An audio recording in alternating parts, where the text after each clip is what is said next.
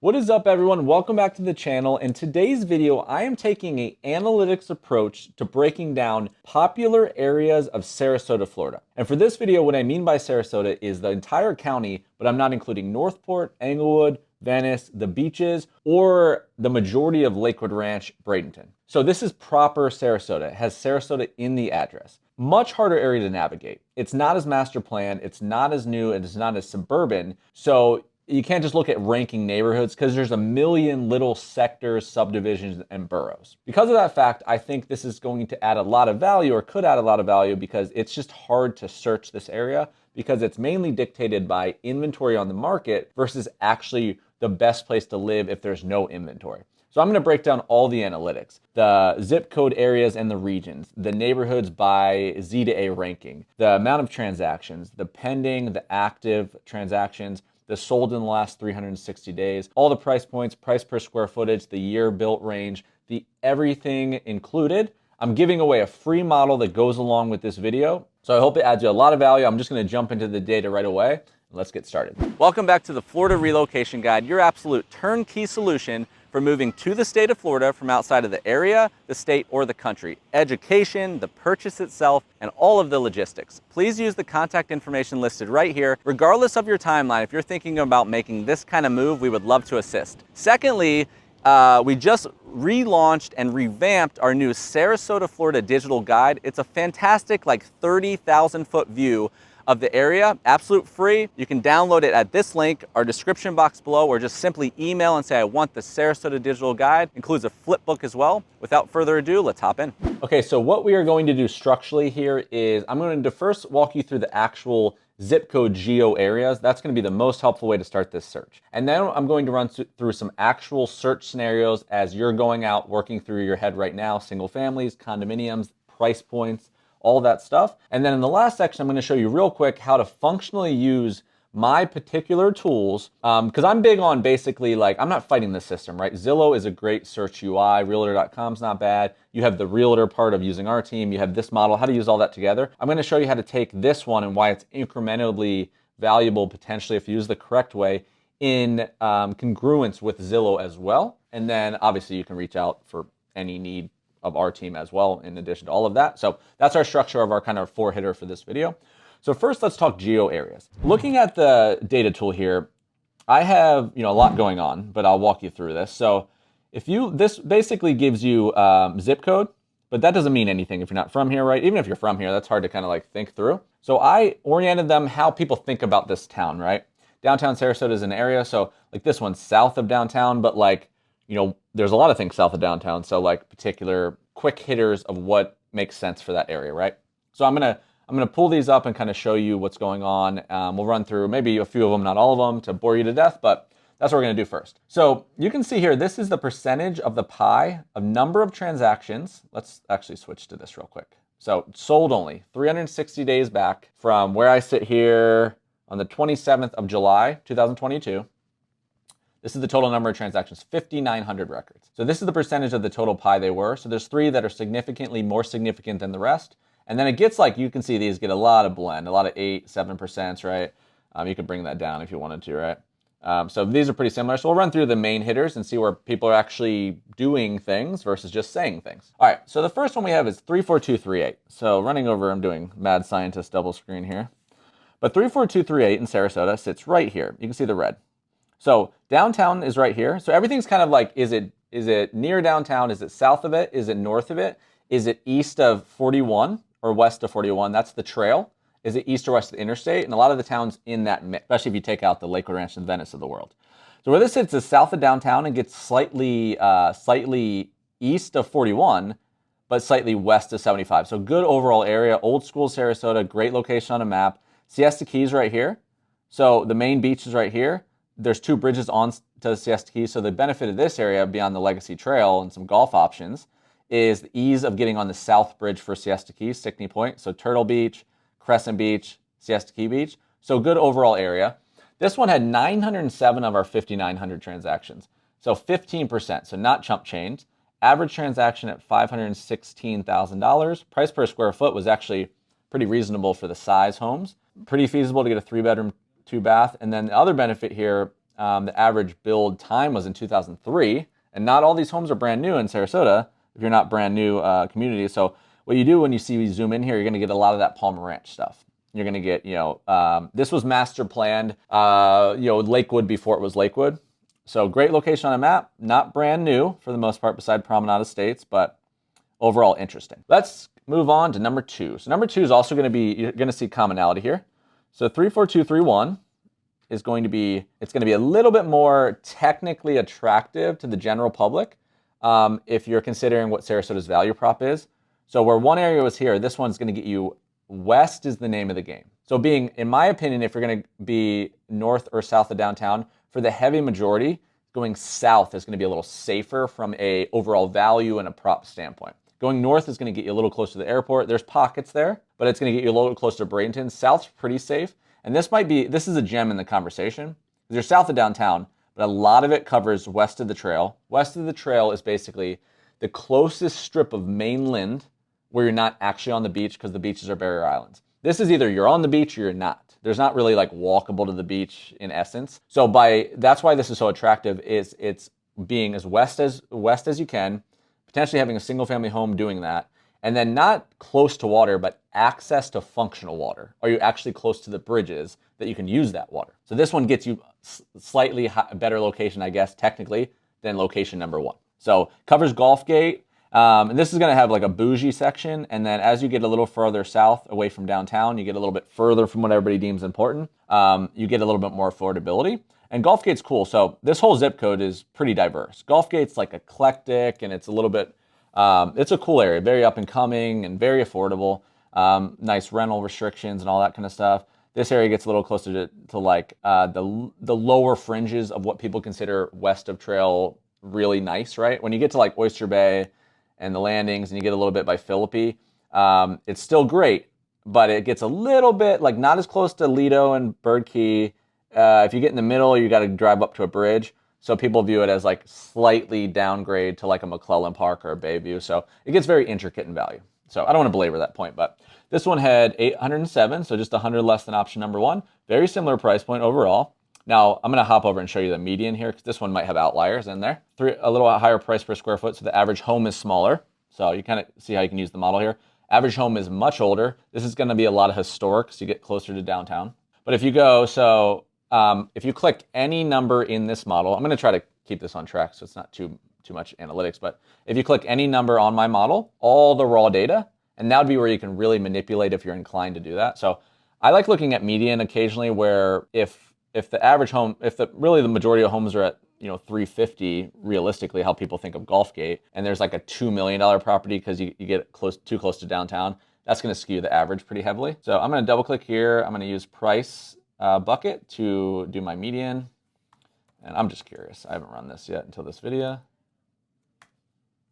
Yeah, so median's 407. So there's half of those 800 properties below 400. So just food for thought there.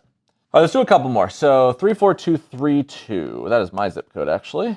So 34232 gets you basically slightly above downtown, but really central. So this gets you, you're still west of 75, which is always a win on just proximity to going to the beach. And then this covers a lot of Pinecraft. Pinecraft is, where a lot of the Mennonite Amish stuff, all those restaurants are, and a lot of the folks there. Sarasota Springs is very blue collar, affordable on average. A lot of the home flipping was happening there. Bobby Jones is near like Cardinal Mooney High School. Bobby Jones is being completely renovated right now, the golf course. But this just gives you just a really good spot in town. It appears very random the way it exists, but look as you go east to west here. I mean, unbelievable. Downtown's right here.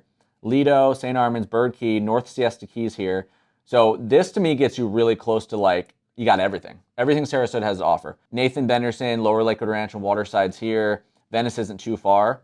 So not losing access to anything is great. And then this is where you'll see some of the new neighborhoods like Artistry and Worthington and some of that. Windward from Lakewood Ranch is right here. So you can kind of see what I mean. So interesting location.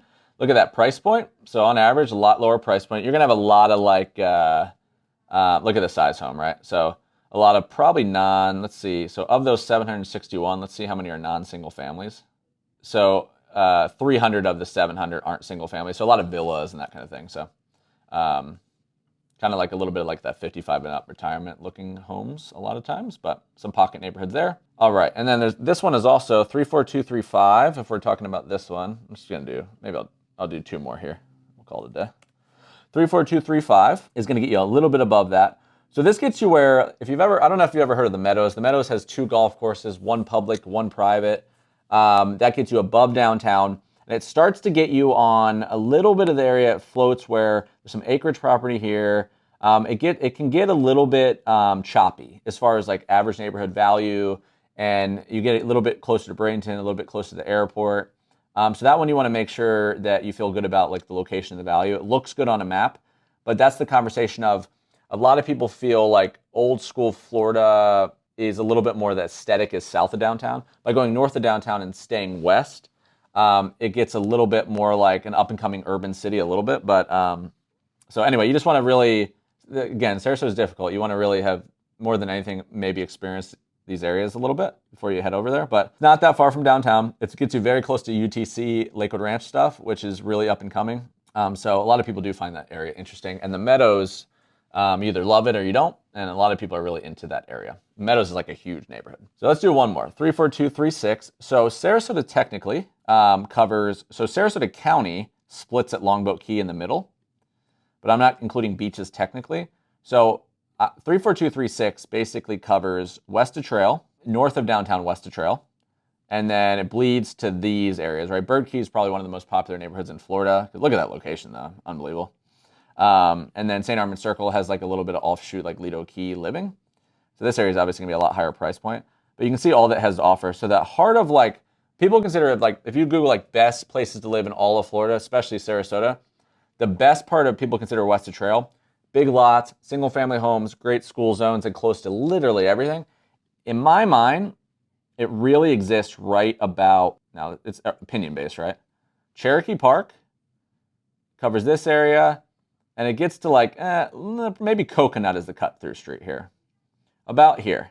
Because look, you have this bridge to Lido, this bridge to Siesta, downtown's right here, a lot of it's walkable, and these are large single families. Very lovely, very historic, very nice. And then if you start to get a little bit like too far down, like Granada, some of this is on Siesta, some's off. It gets you further from this bridge, but closer to this bridge. This one gets you close to the water, but like the bridges, you have to go either direction. You see what I mean about that slipping value prop? And you go a little far north, then like Indian Beach, a lot of people like, it's cool, but like it appears very close to the water on a map, but other than like boating access, it's not that functional to the bridges. Again, being near the beach and not being able to get on it, null and void. So all the value in Sarasota, Naples, the same, surrounds that idea. So 34236, you see that those price points. That's the bougie section 1.2, more per square foot. There's gonna be a range of home styles. You're gonna have more condominiums because it's close to the water there, and that one's gonna be pretty eclectic as far as the mix. So you get the idea here. Again, you can, any of these you can look at all the records, but I'm gonna show you a little bit more how to use this, but I think by far sections of town shopping is how all of your Zillow searching and all that's gonna come into play by searching where, say you call my team now after having this model, right? Say you're 6 months away and you're like, I just need to get my head around this thing, or like, I decided I'm not a Lakewood person, what do I do about this thing? And so you call my team, you're like, all right, it seems like I'm gonna be like a south of downtown, but I'm like, what's the deal with Golf Gate and Palmer Ranch? Like, I don't want to get too close to the beaches, but is there any way I can stay west of 75? By literally having that conversation, like it equips someone with so much more knowledge. So you're just a more educated buyer and searcher, and I think that makes any realtor, whether it's my team or not, way more valuable because one, right away their ignorance level or their knowledge level of what you're saying, but also you're just equipped all around. So anyway. Shameless plug there, but okay, now for our section 2. Let's run through some scenarios to see how to actually functionally use this tool in your search and give you a little bit more context about getting in an area that might be best for you and your family. All right, so this is the scenario. Let's say I'm under 750 grand, ideally. I want a single family home. I want above 2,000 square feet, just thinking bedroom, bathroom. I'm probably not new construction. And where are these areas going to sit? What are my best shot of targeting my search? First of all, I'm going to go sold only. Active means on Zillow. Pending means has a contract on Zillow but hasn't closed yet. That doesn't mean they're going to transact at those costs, those prices they want. So sold's going to be a better indicator, even with the crazy market. I'm going to go single family only. So blue means it's selected. Under 750, what you want to do here, you might not want everything under 750, but for this exercise we will. You want to hold Command or Control, depending on your PC or Mac, to select multiple. So I'm going to select one. I'm going to hold Command. I'm going to select, okay, that's under 750, that's under 750. Did I get them all? Got them all. You're seeing my models both change here. I'm going to go above 2,000 square feet, so select one, holding nothing. Select another, so everything above 2,000. I want to know what's more real, right? What's happened somewhat recently. So I'm in July here. I'm going to select everything this year. This is sold month. Say that like 2019 or newer on MLS, and Zillow might be, they might be new constructions that had base prices on them. So say I want to do everything but 2019. So I can hold Command and select that once to make it gray, or select all the rest. For year built range, leave neighborhood wide open.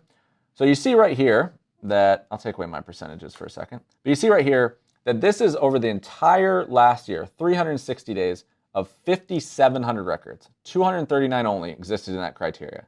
This should give you a really good idea of what is and what is not. You see the price ranges are very similar to each other. This would be a way of being like, okay, south of downtown, north of, central, south of downtown, central. So a variety of options because there's multiple, right? You can also go down here. So this is just zip code area. This is zip code and then ranking neighborhood. I standardize these names. Sarasota is weird in a couple ways where there's a lot of different names, right? So neighborhoods could be short-sighted as far as like all the naming conventions and all that kind of stuff. I cleaned it up as much as humanly possible. But this will give you another option of being like the actual neighborhood that you could Google, you could talk to someone about, whatever. All right, so say I want, okay, south of downtown, Serena's golf neighborhood, Legacy Trail area, cool, 54. So what's going on with those, right? Average price point 640, like, okay, that works, I get it. Like the price per square foot, seems like I can get what I want. Maybe I can get a 4-bedroom if I'm lucky. Like the age range, you can go down here and say, okay, these are the hitters, right? Palmer Ranch, Palmer Ranch, Palmer Ranch. This is golf in Palmer, another golf. And then you can say, okay, that's cool. Is there a neighborhood that offers a cost advantage? One. Not a ton of transactions to make it significant, but pretty even. You could say better not chance that mid-6s might work, right? Then you can go here and you can double click anything, get the actual listings, exact addresses you could look up and get all the data on. How many of these have private pools? 2 have a private pool. Are they way more expensive, right? To have a private pool. And you see what I mean here. You can do that. You can do that as much as you want, right? You could also look for like a cost advantage, So you can say, so let's do another one, right? So hit the X's to back out and say scenario number 2. I'm just targeting cost. I know I need a single family, but let's look at a cost bucket. Okay, so sold, single family only. Say I don't want to do much more than $1 million, but I'm just curious of what's slightly over in case someone's like 1.1 or 1.01 or something. So I'll do that bucket. Say I'll add 750 to $1 million, and say like 500 to $1 million would be too big of a range. Let's just do these two. Where do these sit, right? So one, you can see that Sarasota has way more at this price point potentially, but you can see really like, are there any good opportunities here? So if I have $1 million even, are all of these guys pretty in play? So I could do very close to the water. I could do a bougier version in South Sarasota. I can do Lower Lakewood Ranch is going to be your Windward, and your all of Waterside is in Sarasota County.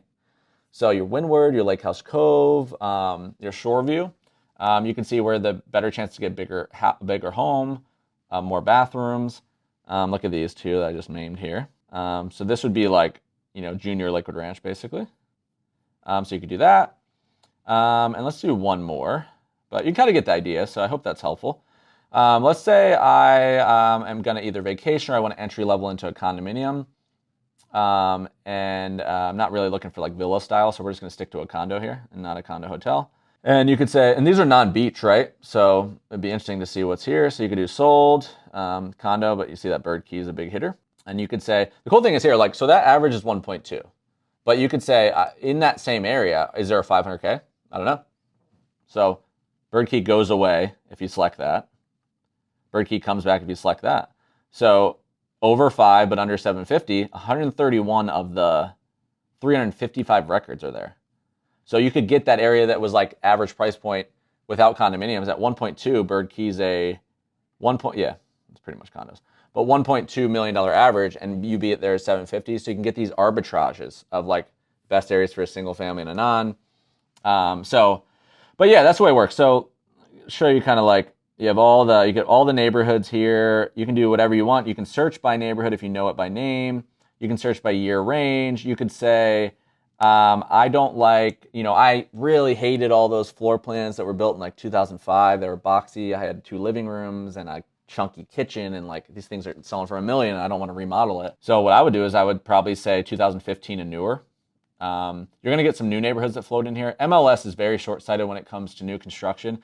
Like, I never go in and log my new construction sales, so they don't exist on public record where all the data's pulled from. So there'll be some that report, some that don't. So I would look at new construction separately, but this would get you stuff that was like a couple years old, and above 2010, you're probably good on that range. But you could see kind of where these neighborhoods are. So average built range is 2020. And this would be where a neighborhood would come in more handy. So Promenade Estates at Palmer Ranch is one. Sunrise Reserve was built just a couple years ago with Mattamy, I think. Esplanade on Palmer Ranch is like Esplanade Azario, or, there's an Esplanade Siesta Key too. A lot of people aren't aware of. That's inland. It's in town. So anyway, you get the gist. But I hope that's helpful for you. Email info at if I haven't said that already, info@adamhancockgroup.com. Say I watched the best-selling Sarasota video, and could you please send me the spreadsheet or anything like that? We would love to send it to you. And then of course, with or without the spreadsheet, my team can bring all of this to fruition. As if I do any of these kind of videos like this, not only do my team get educated on the video, so they know when you call what we're speaking about here, but I educate them on the premise of how to use the idea. So we're not taking away from anything you're already doing with search. We want to be incremental to the knowledge advantage there. So that does it for that. And let me do one more thing after this to show you how to then take all of that, use the zip codes, use Zillow, and how they're all an asset to each other. Okay, now let's take this full circle in our last section. Let's see how you can use this in congruence with other search engines you're already using as an asset. So hopping back to the model real quick, let's say, okay, our 2 most popular were 34238, 34240, right? So 34238, if I look at this map, it's right here. And then remember, the other one next to it, 40, was right here. So what you can do is you can do a couple things. So I'll hop to Zillow, and you can say, I just want to search that zip code, right? 34238, you see that our barriers match, and you have all just that. But you can also say remove boundary, and now I want to draw. Now I know the areas from this other model. I know that they might work for me. I'm going to cut it here, but I'm going to go further because I'm going to get both zip codes. I'm going to go all the way over here. Boom, you can hit apply at the top here. And then you got all of that, right? So you can hop back and forth, but you're not just pinned in there. And then you could look at like what sold versus what didn't and all this kind of stuff. And you could use their search engine too for all of that. But I think starting with my kind of model lets you get this way more macro level of information that then narrows very quickly and very deeply with a large amount of data, where theirs isn't necessarily made for that. It's an unbelievable UI. It's better than any like MLS, any people's websites to shop. And it has everything, right? And it has comps and all that kind of stuff too. But I think you can use both to kind of push down like that. Realtor.com, Zillow, whatever. So, and then also the realtor would take that all and put it on steroids if you have the right one. So anyway, that's my 4-part kind of series on breaking down Sarasota by what's most popular in actual transactions, not based on opinion. So please email info@adamhancockgroup.com and grab your copy of that model absolutely free. I'm just going to obviously trade you for that email address. And let's wrap up. All right, my friends, that does it for this video breakdown of most popular neighborhoods in Sarasota, Florida. I hope the data-driven approach added you a lot of value. I hope you find the tool useful. And thank you so much for tuning in. I'm gonna put my contact information for my group right down here. If you're considering making any sort of relocation, any investment purchase, you're moving, whether that's you're already in Florida in another area or city, or you're moving into the state, please consider using my group. We have a very unique approach in that not just the analytics backing and all that kind of stuff, but we basically, we focus almost 100% on the net migration, the movement of someone from out of state into state. And all of that does is the logistics, the complications, the timing, the juggling of multiple properties, the equity, all the things that you need to consider. It's way more complicated. We have an art form basically of that's all we're doing. And that's not typical to do that exclusively. So we've just developed a approach, a level of knowledge. We know how long it takes, what areas to look at against each other. More important than that, we're also in all of Tampa Bay, all of Sarasota, Manatee, all of Naples, Lee, and Collier. So geographically, we can service the whole area, but we can also act as fiduciaries. We're not incentivized to push you in any direction. We have subject matter experts in every single area. We can actually compare those areas because it's not vulnerability of ours to not know enough about the other one or be incentivized to sell you in the one we're sitting in. So because of that, we're going to give you an unbiased approach as much as possible. And then what we do on top of even that is that what I learned over the last few years of me doing this is that I stay in the data. I'm a full-time researcher. I know as much as I humanly possible. Every single inquiry, every email, everything that comes in the system I read. I know every question that's being asked. I try to make sure that you're on the right side of the knowledge and the economic equation for that. But then what I did on top of that, where I had some bumps, is customer service. So then I've paired that with a matchmaking of a full team of agents that are personally vested to me, that I match you with style, personality type, knowledge of a particular area, what they actually like to sell, what they like to live in and buy with you. So you have the perfect single agent and you have a way bigger level of knowledge than any single agent that's doing well could possibly know, because they don't do enough transactions humanly bandwidth wise to know as much information as someone that looks at the whole mothership. So a little shameless plug, but I wanted to at least throw that out there. I think our value, the more we talk to people, I think it's deeper. We're really trying to do the right thing and play the karma game. We're not trying to push you into doing anything too early, all that kind of stuff. We're very empathetic of the process. So we would love the opportunity to assist in that. If you or you know anyone that's doing a real estate transaction here, if you resonate to these videos even a little bit. So anyway, thank you again for watching, and we will see you on the next one.